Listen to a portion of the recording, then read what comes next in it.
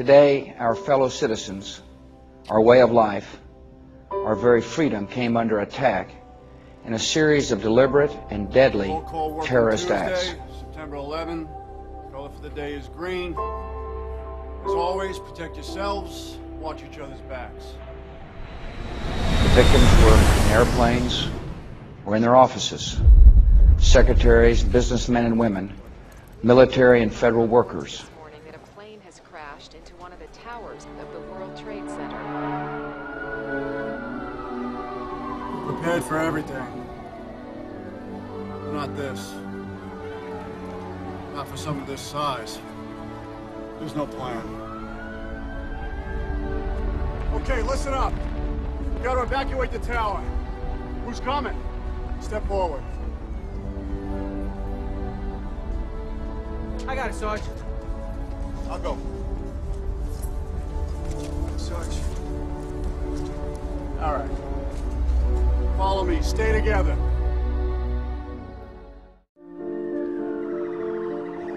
It was the most photographed and videotaped day in history. Two of the world's tallest buildings destroyed by hijacked planes.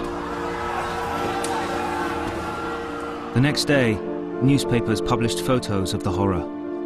But there were some images so awful, they provoked rage across the world.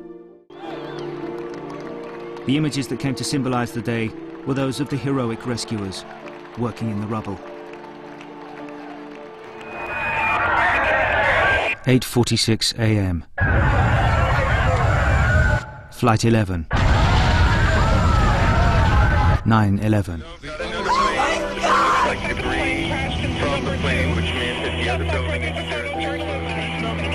Down Broadway from the vantage point of City Hall.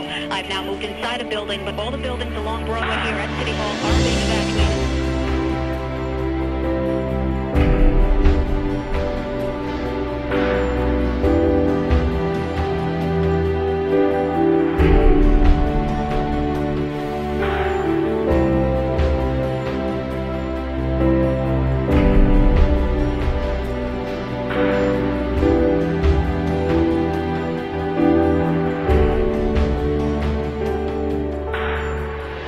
Thousands of lives were suddenly ended by evil, despicable acts of terror.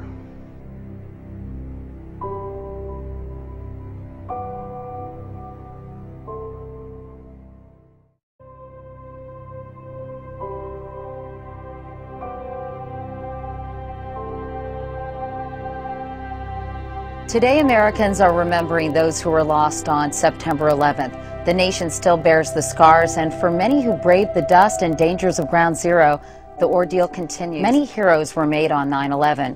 We need to show them our appreciation for as long as they need it. Today, President Bush awarded the Medal of Honor, the nation's highest military award, to Lieutenant Michael Murphy, who lost his life in Afghanistan.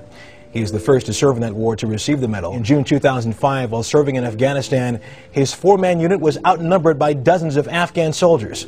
Lieutenant Murphy climbed a ridge to try to make radio contact. He did, but before his unit could be rescued, he was killed. Lieutenant Murphy is remembered as a humble man. Now the world knows him as something else as well, a hero.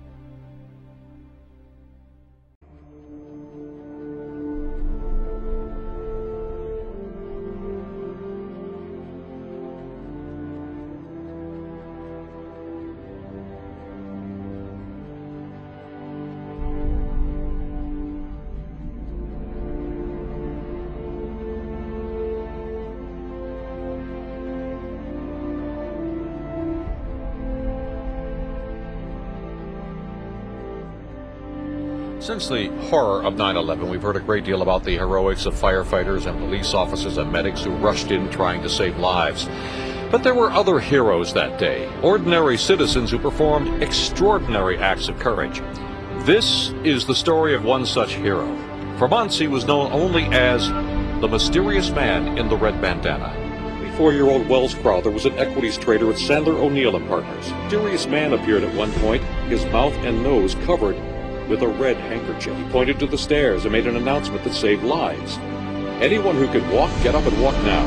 Anyone who could perhaps help others, find someone who needs help, and then head down. So without him, I wouldn't be here. In all, it's estimated 18 people wouldn't be here, if not for the heroics of Wells Crowther. 18 survivors of the carnage on the 78th floor, led and carried to safety by the resourceful, commanding young man in the red bandana.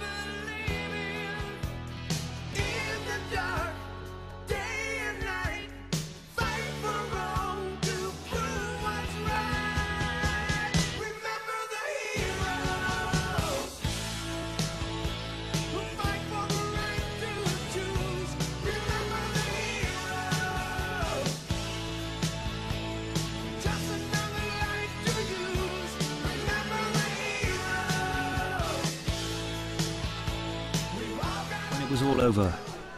The world preferred to remember the heroic images of the rescuers